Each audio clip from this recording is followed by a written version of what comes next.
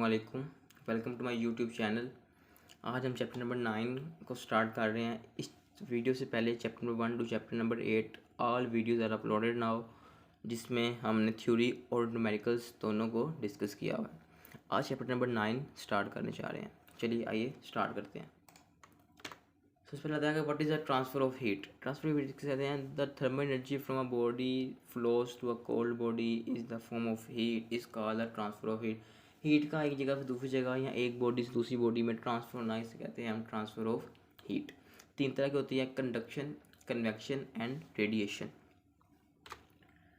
दूसरा रहता है conduction. What is conduction? The mode of transfer of heat by vibrating atoms and free electrons in solids from hot to cold parts of a body is called conduction of heat. यानी कि conduction of heat उसे कहते हैं कि जो heat transfer हो with the help of vibrating atoms and free electrons, उसकी वजह से जो हीट ट्रांसफर होती है उसे कहते हैं हम कंडक्शन। ठीक है, कंडक्शन में भी होती है ना, बैड कंडक्टर्स भी होते हैं, यानी कि इनसे कहते हैं इंसुलेटर्स कहते हैं। जिस तरह होता है कि जिस तरह हम एक जो लकड़ी है वो बैड कंडक्टर है, इंसुलेटर है, उसमें करंट पास ही नहीं करता क्योंकि उसमें फ्री इलेक्ट्रॉन्स ही नहीं होते।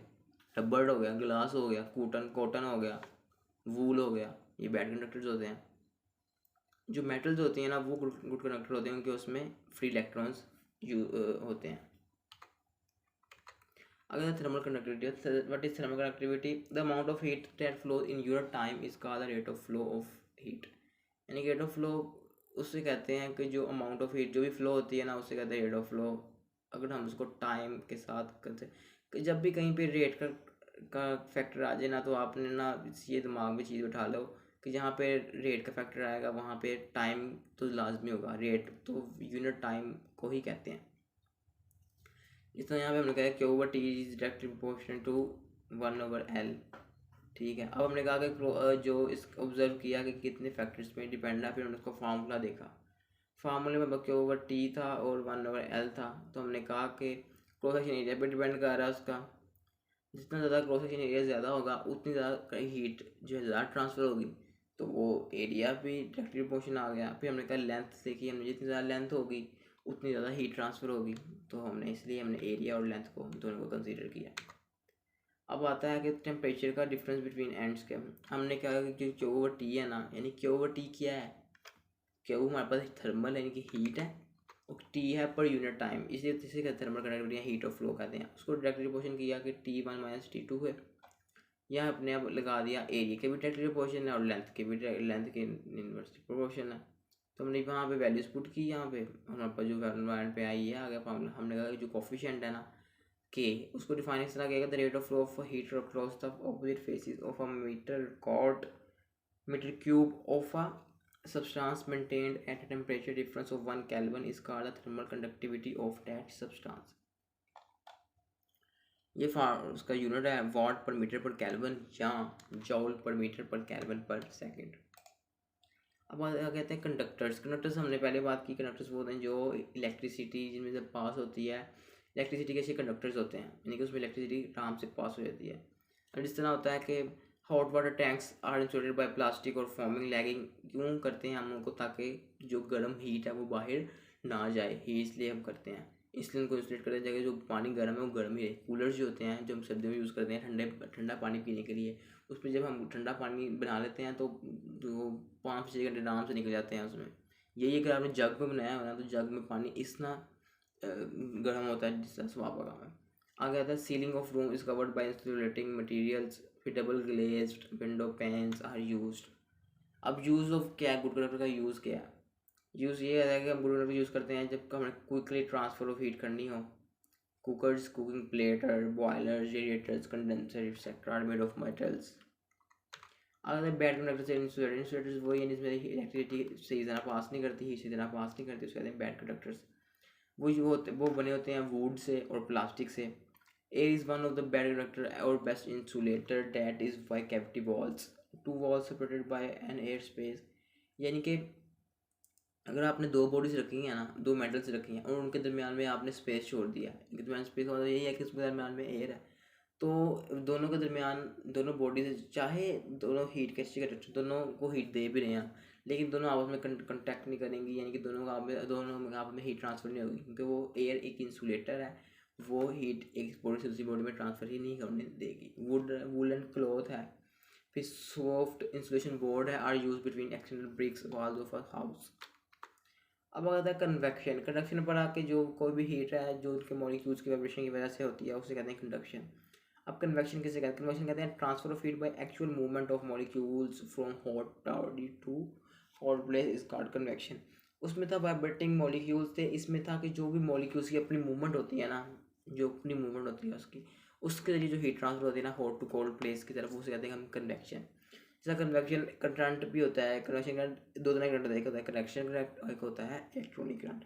जो इलेक्ट्रॉनिक करंट होता है वो होता है from negative to positive travel करता है, लेकिन जो कन्वेक्शन करंट होता है ना वो होता है from positive to negative travel करता है। ये दोनों में मेन डिफरेंस है।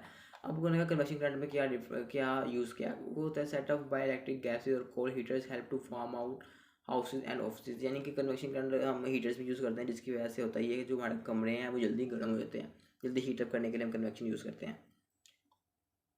Central heating system in buildings work on the same principle bye convection. Central heating system हमारे चैप्टर नंबर 8 में पढ़ा है, वहाँ से अगर आपने नहीं पढ़ा तो आप डिस्क्रिप्शन में लिंक है, वहाँ से जाकर आप पढ़ सकते हैं। इस लैंड एंड सी ब्रीजेज में ये भी एग्जाम्पल्स देखते हैं।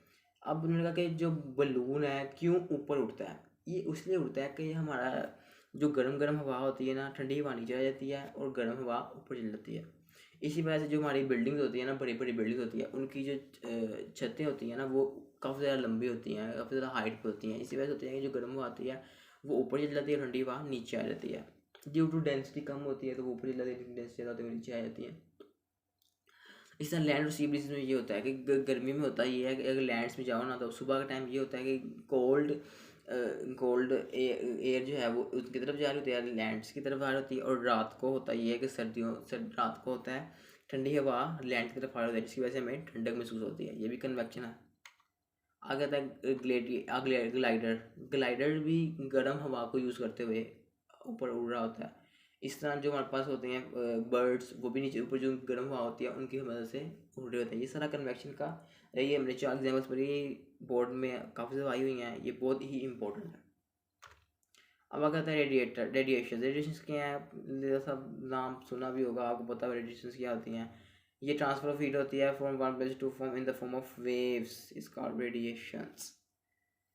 ठीक है, transfer of heat from sun to earth, ये रेडिएशन के जरिए आ रही है। जो हमारी सोलर हमने पैनल्स लगाए हैं, सोलर प्लेट्स लगाई हैं, वो किस तरह चार्ज होती हैं, वो सन की तरफ से जो वेव्स आती हैं उनके ज़रिए, उनके अंदर सोलर सेल्स होते हैं वो अब्जॉर्ब करते हैं हीट को सन की, और वो चार्ज हो जाते हैं और बैटरी चार्ज होती है, वो हम इलेक्ट्रिसिटी यूजफुल पर्पज़ के लिए यूज़ कर देते हैं। अब मैं कहते हैं why does cup of hot tea become cold after some time, कि जो गर्म चाय है आफ्टर सम टाइम क्यों हो जाती है ठंडी, बिकॉज जब टेम्परेचर होता है ना ऑब्जेक्ट का हायर देन इट्स सराउंडिंग, तो according to energy heat transfer, तो energy from one body to second body transfer होती है। जब तक दोनों का टेम्परेचर इक्वल नहीं हो जाता तब तक वो ट्रांसफ़र होती रहती है। इसी वजह से वो आपकी जो चाय है वो ठंडी हो जाती है जल्दी।